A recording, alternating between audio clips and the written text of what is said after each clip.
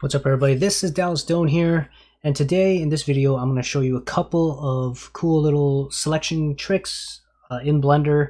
I'm going to show you the grow selection hotkey and shortcut. I'm going to show you the isolate selection hotkey, and then I'm going to show you selecting linked material seams and all those things to kind of help you further select things a lot more efficient.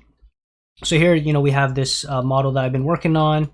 And for example, if I wanted to, so I'm just going to select this here. So if you press the dash or the division key in your numpad, it will obviously isolate your object, or focus and make everything else kind of disappear, except for the object that you have selected.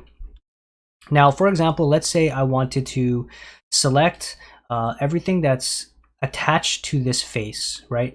Just grow the selection to the next faces connected to this. So if I hold Control and I press the plus key on the numpad, it will grow the selection, right? And if you go Control minus key, it will shrink that selection. Okay, so very simple, great hotkey.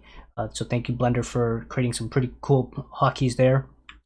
Now, if I wanted to select just this as this object right here, I can just go Control L, or select the face first, Control L to select anything that's linked to this asset via normal, material, seam, sharp, or UVs. And then now let's say you want to remove all of this, everything else but this, so that you're isolating it even further. So if you press the dash key in the numpad, that's actually not gonna isolate it further.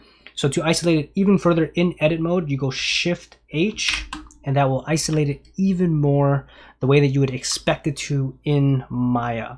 Now, if you want to unhide everything again, you just go Alt H and everything will come back up. And there you go. So hopefully these hotkeys help you out in your selection hotkey toolkit, and I'll see you all again next time. Bye now.